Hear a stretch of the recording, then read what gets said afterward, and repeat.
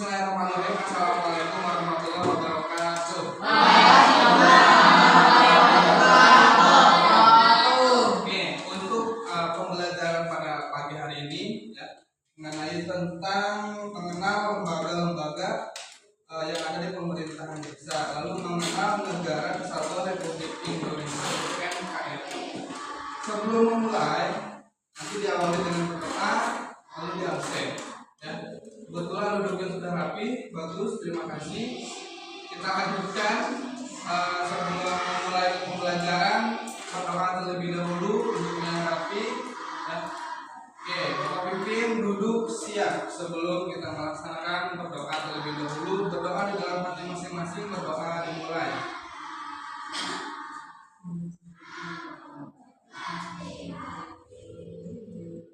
Selesai.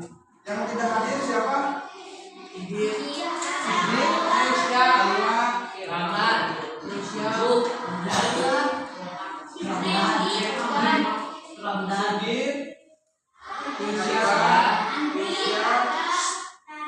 ada Jahra, ini 5 orang ya. Yang sudah hadirnya terima kasih, perkenalkan jangan sampai bolos dalam sekolah.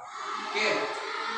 Kita mulai ke inti pembelajaran pada pagi hari ini mengenai perbedaan antara pemerintahan struktur atau lembaga dalam pemerintahan desa atau kecamatan. Lalu yang kedua mengenai Negara Kesatuan Republik Indonesia atau NKRI. Nah, kita akan perbandingkan atau perbedaannya. Yang pertama, di sini kegiatan yang ada di lembaga ya, yang ada di lembaga contohnya itu setiap daerah memiliki pemimpin atau mengatur, dimulai dari ada presiden, lalu ada apa lagi wakilnya, lalu turun ke DPR, MPR, lalu ke tingkat bawahnya semakin bawah. Kalau di kita misal terkenalnya itu camat. Lalu ada apa lagi? Turun dari camat, kepala desa.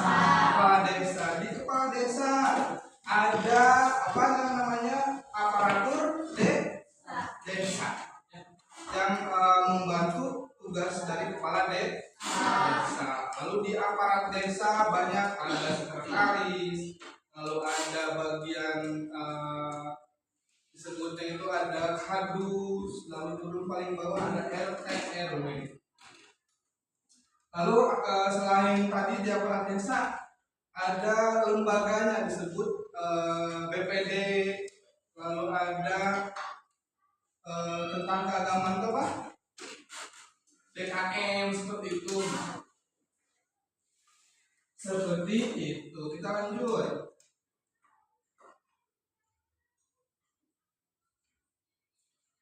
Nah tadi tentang ciri apa?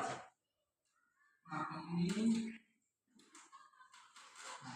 lembaga-lembaga dalam pemerintahan baik itu desa maupun kecamatan memiliki struktur dan fungsi yang berbeda di tingkat desa.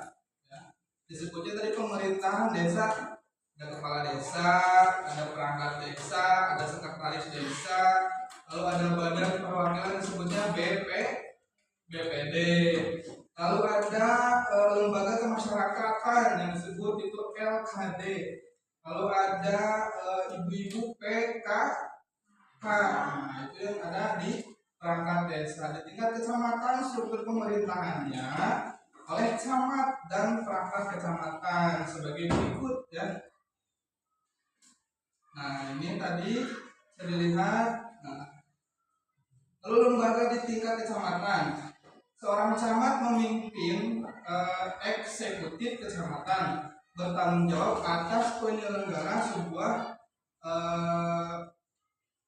kegiatan-kegiatan yang ada di camat, mengawasi tiap-tiap daerah. Maksudnya daerah itu apa? Desa. Jadi tugasnya camat itu mobile, ya, melihatnya ke desa-desa. Lalu teknisnya lembaga yang mengenai urusan teknis pemerintahan tingkat kecamatan seperti dinas, lalu badan dan kantor, lalu lembaga kemasyarakatan. Nah, berbagai lembaga kemasyarakatan yang mendukung pelaksanaan tugas pemerintahan di tingkat kecamatan seperti PKK, lalu Karang Taruna. Nah, ini juga salah satu kewajiban dari camat.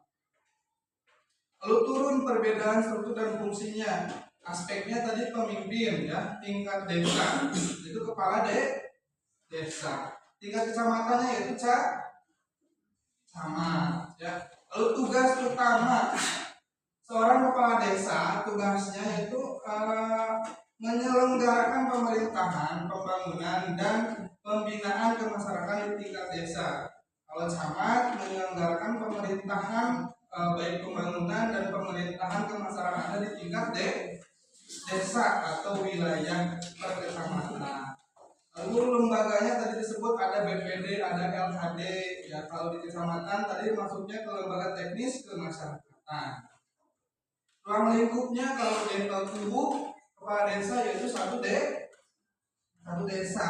Kalau kecamatan mencakup semua kecamatan tersebut. Jadi kesimpulan intinya pemerintahan desa kecamatan itu memiliki struktur dan fungsi yang berbeda dengan camat. Namun keduanya memiliki peran penting dan penyelenggaraan pemerintahan baik di publik, tingkat lokal maupun tingkat kecamatan. Nah, kita lanjut yang kedua itu mengenai tadi apa? Mendeskripsikan negara kesatuan Republik Indonesia termasuk disingkatnya NKRI. Nah, Negara Kesatuan Republik Indonesia atau NKRI adalah bentuk negara yang dipilih oleh Indonesia dengan sistem pemerintahan republik. NKRI ini memiliki tujuan untuk mewujudkan kemerdekaan, kedaulatan, dan kesejahteraan rakyat. NKRI merupakan sebuah negara kepulauan yang luas dan beragam budaya, suku, dan keyakinan. Lalu ciri-ciri NKRI-nya, yang satu kesatuan, yang kedua persatuan, yang ketiga yang keempat kelima pemerintah, yang enam pengakuan. Lalu tujuan NKRI-nya ada berapa? 5.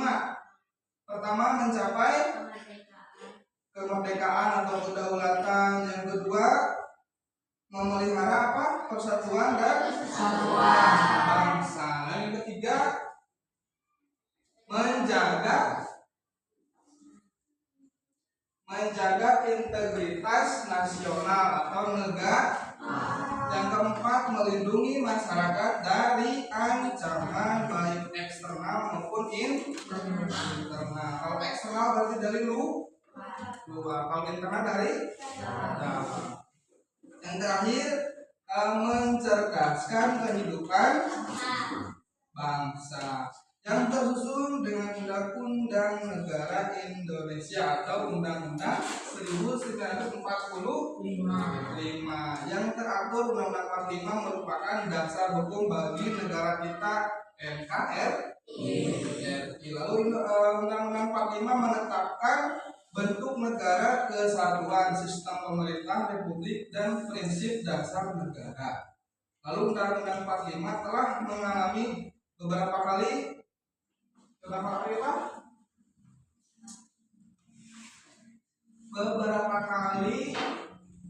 mengalami perubahan amandemen disebutnya atau perubahan undang-undang. Lalu peran NKRI dalam kehidupan sehari-hari. NKRI merupakan rumah bagi seluruh warga Indonesia. Lalu NKRI adalah tanggung jawab bersama manusia atau kita selaku warga Republik Indonesia.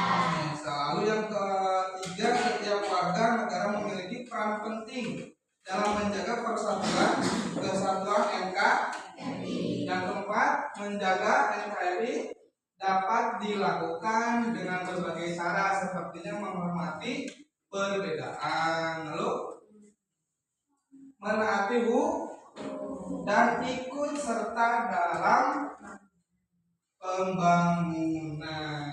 Lalu kesimpulannya, NKRI adalah bentuk negara yang unik dan kompleks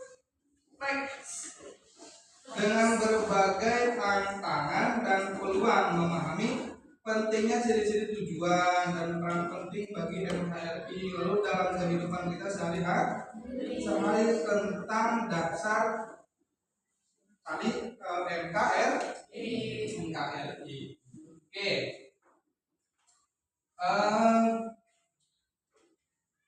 Mungkin itu ya yang bisa Bapak sampaikan. Terima kasih atas waktunya. Tadi kita membahas dua hal mengenai tentang lembaga-lembaga pemerintahan Indonesia.